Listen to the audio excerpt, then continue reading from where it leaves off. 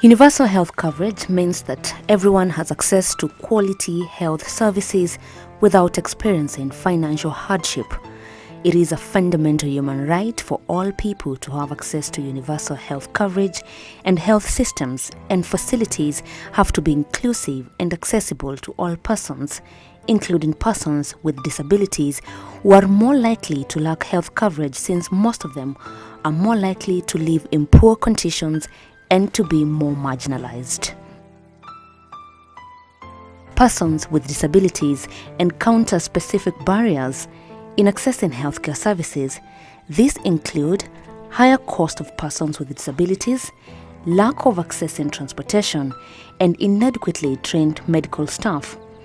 Moreover, women and girls with disabilities face additional barriers, for example, enhanced constraints on traveling independently or preconceptions about whether they need certain services such as sexual and reproductive healthcare services. Wakifika hospitali, madaktari wengine hawako friendly to them. They harass them, wanawaharas. Afu wengine wanawatreat, hata hawawezi kuwatreat kuwapea hiyo service wakati walemavu wanataka matibabu. When it comes to maternity, wanawake wa kujifungua wanapata vigumu, wanapata wakati mgumu kujifungua, hasa mambo na vitanda ziko friendly to them. Wengine hawawezi kupanda kwa hizo vitanda, sasa wanashindwa wafanye aje.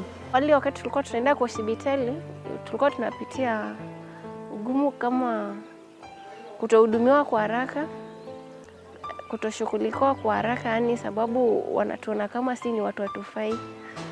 Sasa wanatuacha tu pale, pengine una guide, sasa inakuwa ngumu kufikia daktari, ama pengine kuwasiliana na daktari inakuwa ngumu. Kwa mfano mtu wa sign language, inakuwa ngumu kujieleza mambo yake kwa daktari.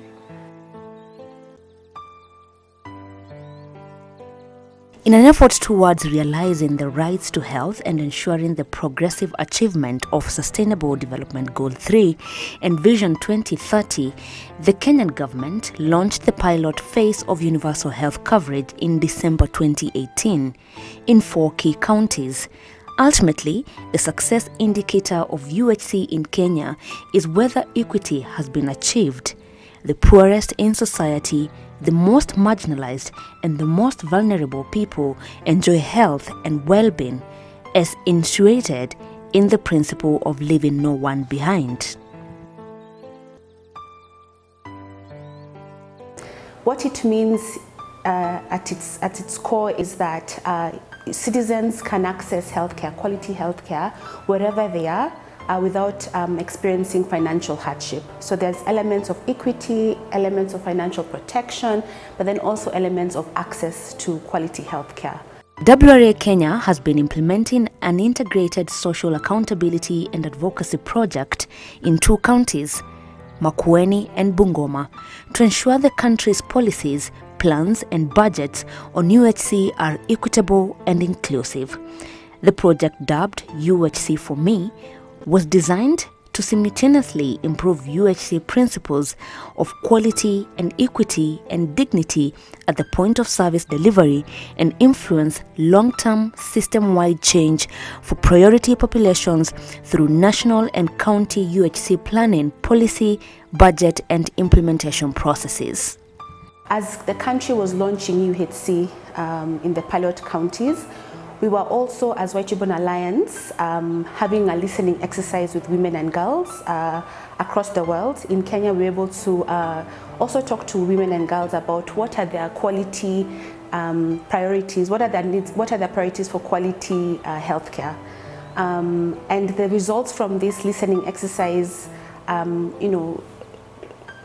showed that women value closer facilities, functional facilities, access to medicines and supplies, respect and dignified care, among other requests and responses. This was very important for us to understand because even as we do our advocacy, it's important that the voices and needs of women and girls are reflected in the kind of care that's provided. And so here was an opportunity as the country is launching this program that aims to involve citizens in designing a health program that will respond to their needs. Why not also bring these voices of the women and girls that we had also listened to and were able to collect some of those requests. Specifically, White Ribbon Alliance Kenya worked intensively with women and girls living with disabilities in the 2 counties to voice their demands for quality and accessible healthcare locally and regionally, while ensuring their perspective inform county and national dialogues on UHC. UHC for me, just trying to leverage on the principles of UHC for me, which is leaving no one behind. And that is such an important principle because it essentially says that if we are actually going to provide healthcare to citizens everywhere, wherever they are, it means that even those who are marginalized need to be on the table. And so we went back to the results of our campaign, and we're very particular to hear from women and girls who are who are invisible sometimes in some of these conversations. And so we're able to then identify women and girls living with disabilities and look at some of the needs that they had expressed. The first activity was just reaching the community to the grassroots and getting to know where these persons with disability, especially young mothers and ladies, and young girls, and what do they go through? What do they think about UHC? Do they even know anything about UHC? And in that process, we collected views from them. And among the views, many of them didn't know anything about UHC. In the process of meeting them, we selected champions.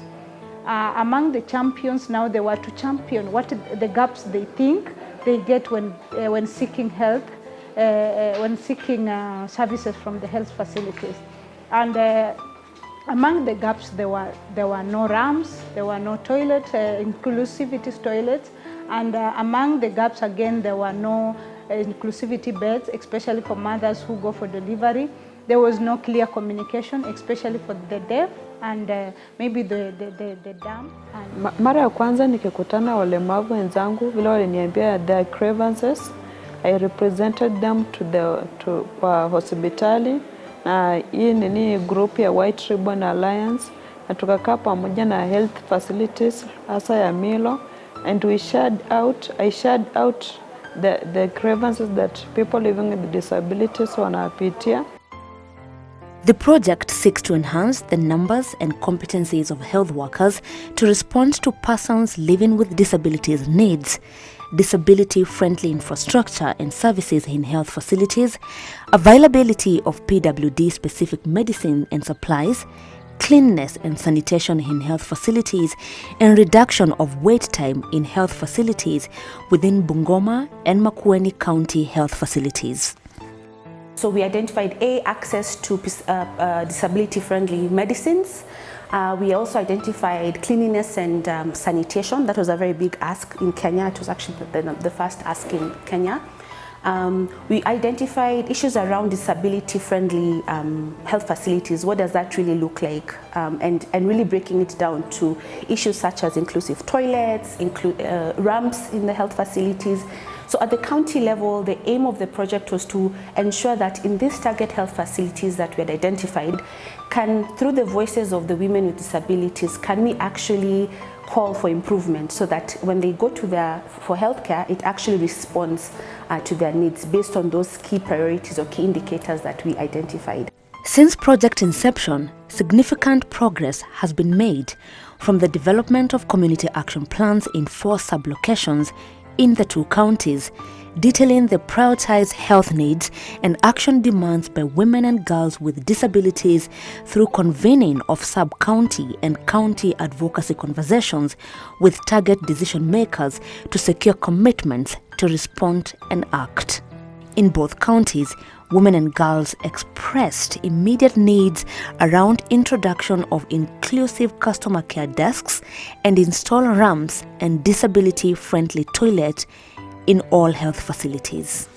The champions have really known where they stand, especially at the facility level, where facilities also have confessed that since we started working with them, it has been an eye-opener.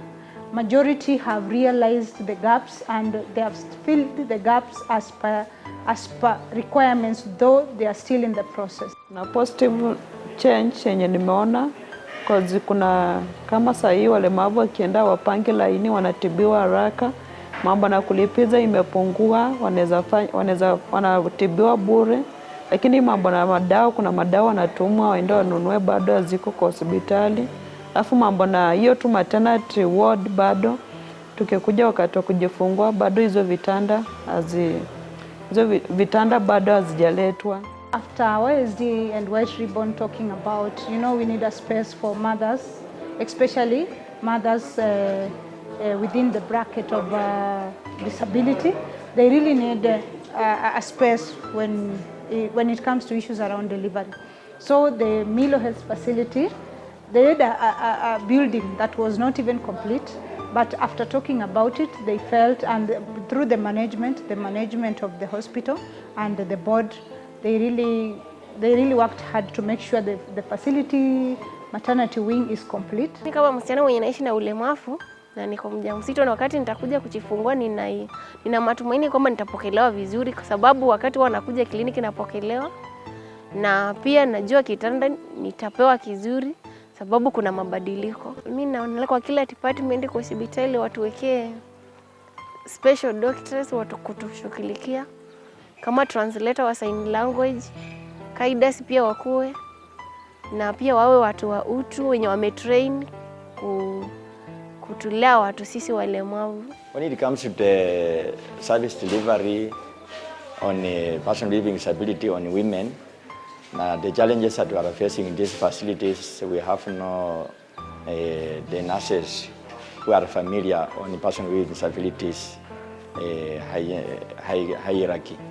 So if the health facility may at least get one of the nurses who has that hierarchy in a person with disability in service delivery during delivery services, at least the facility will be okay, and it will allow our person with disabilities also to come in the facility and get the services in a proper way. Nikifika pale kwa gate, nikikuja kwa hospitali napokelewa, nashikwa mkono, napelekwa hapo nashughulikiwa mpaka venye nitamaliziwa tena nitafutiwe pikipiki nirudi nyumbani. Na hakuna kupanga laini, hakuna kusukumana eti foleni kwa laini, hakuna kusikrambo, tunatengewa, tunashughulikiwa kwa haraka na tunaongeleshwa tena kwa nidhamu. You cannot achieve UHC without mainstreaming persons with disabilities. White Ribbon Alliance's Kenya's grassroots partners are also in the process of signing a memorandum of understanding with the County Health Department to fast-track advocacy efforts. Continued advocacy meetings have been ongoing between UHC for Me advocates, county health officials, and target health service providers to see the commitments are fulfilled. County, what we are doing as facilities, we've been able to give them the first priority.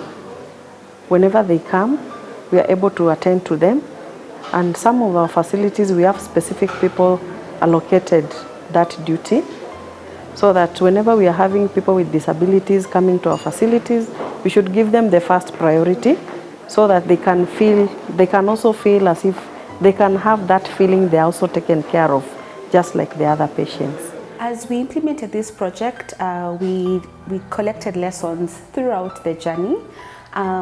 One big lesson that we came to realize was UHC definitely as a concept needed to be unpacked, because not only was it a very I guess high-level vision, high-level design, but then also we realized across the levels, from the health workers to even the health facilities to advocates, there was still a gap in understanding what UHC is, the value of UHC, and why we actually need to generate demand for UHC.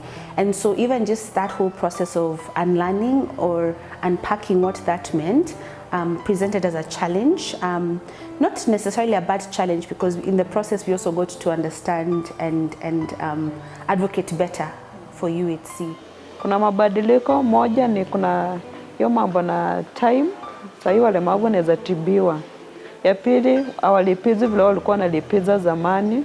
Ya tatu, kuna ramps zimejengwa vile walemavu walikuwa wanasema imekuwa ni problem kwao kutumia hizo stairs, hasa kwa wenye wanatumia wheelchairs and crutches. Wanasema sasa hivi they can just pass, wanaweza ingia wapate matibabu kwa sababu kuna ramps. Alafu they are promising kujenga your toilet, they are promising kujenga friendly toilets za walemavu. Yeah.